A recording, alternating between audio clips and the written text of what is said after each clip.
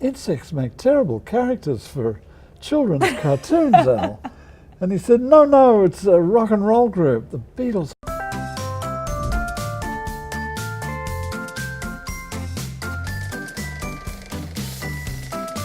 This is a special year. 2018 marks the 50th anniversary of your work on the film Yellow Submarine and the Beatles cartoon. Taylor, I can't tell you how 50 years goes by. It just goes by so fast, you have to watch out for it, okay? It was a fun project for me. It was a surprise project. I had just arrived in America and I got a telephone call from Al Brodak saying, hey, we've got some production problems here, we need some help. So all I did on the Yellow Submarine was animate. We would receive the scenes from London, we would animate the scenes in pencil, and then we would ship all the pencil drawings back to London, and it was as simple as that. And at the same time as I was doing that, my wife was inconveniently pregnant, and as a result I was a very hard-working young man. And I was animating in the evenings also on a show you might have heard of called George of the Jungle, and I was also working on the very first season of Scooby Doo, Where Are You? So I was doing some significant stuff in my 28th year of life. Were you a Beatles fan when you started working on this project? Well, my first experience with the Beatles was from New York, from Al Brodak at King Features, who he said, Ron, we've just sold a wonderful TV show. We're going to be producing it later on in the year. I said, that's great, Al. What's the show?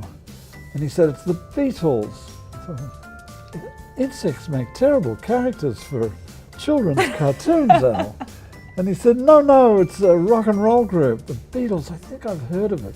It was 1964, and I think they were enormously successful in America, but I'm afraid I was teaching myself how to make cartoons, and I wasn't taking too much notice of popular music. Right, and you thought he was talking about insects. Yeah, and another thought I had in my head was maybe it's Volkswagens driving around as characters, but no, it was a rock and roll group, and a darn famous one at that. Did you ever meet any of the Beatles? No, I didn't. I was always on the other side of the world. When did art and drawing come into your life? I guess I was about 6 years old, perhaps. In those days, there was no TV in Australia. No TV at all. Never heard of it. And the local movie theatres would turn their programming plans over on a Saturday afternoon for all the local kids to go to the movies. Mm-hmm. And there were things like strange creatures running around on the screen like a cat chasing a mouse. And I couldn't figure it out. What were they? I mean, they weren't real, were they? So I'm telling my great-grandmother about these weird things I'm seeing on a Saturday afternoon at the movies. And she said, Ronnie, they're just drawings. And if a 6-year-old can have an epiphany, I had an epiphany there. You mean my drawings can come alive? How do you do that?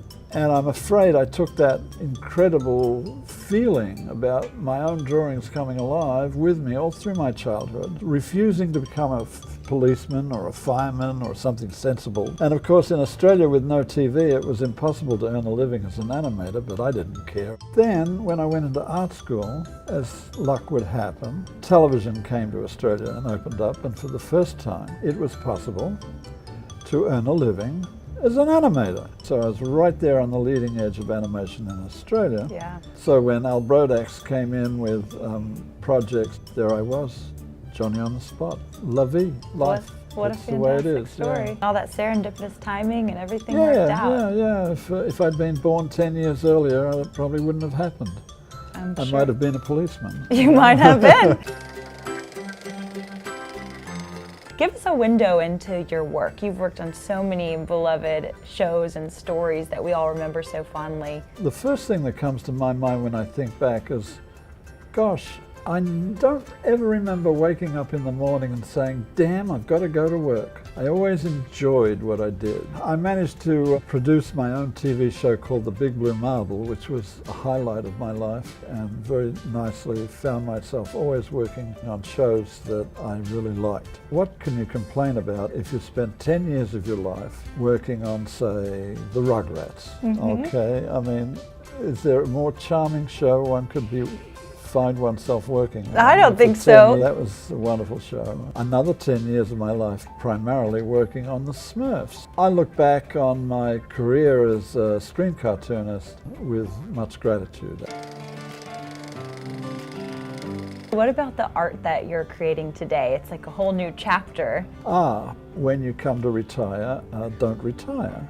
Take a second act. After 50 years and 1 month to the day, I thought, I'm going to paint. But what do I paint? I'm not going to paint the cactuses in my back garden or the mountains off on the side. I'm going to do paintings based on the cartoon shows that I did. Lo and behold, people wanted to buy the damn things, you know. My wife thought, that's nice. And a part of the pleasure in my life now is traveling around the country with my paintings and selling them. When you're making cartoon films, you're always conscious of the ratings of the show. And since I've been exhibiting my paintings, I've been meeting the real audience, the flesh and blood audience, not numbers on a table, the real people who have nostalgic memories of the cartoons that I helped make, changing the channels, insisting on watching Scooby Doo, or their parents upstairs sleeping while that was time in front of the TV was theirs. What an effect we had on the cultural activity, or cultural life of the children. And now they're adults. Can you pick a favorite show that you worked on? There's only one answer to that. You have 6 children, which is your favorite? You know, it's not really possible. Is there a character you really enjoyed drawing and bringing to life? There was one show that irritated me. It was the Harlem Globetrotters, and the characters always had to do this with the ball, you know. And so even when they're standing still, they're still bouncing this down ball, you know, and that was a pest, you know. Thank you for sharing your journey with us. Can we see some of your work in action over there? Yeah. This is an All You Need Is Love piece. It's based on the Yellow Submarine characters, but they're wearing the Sergeant Pepper outfit.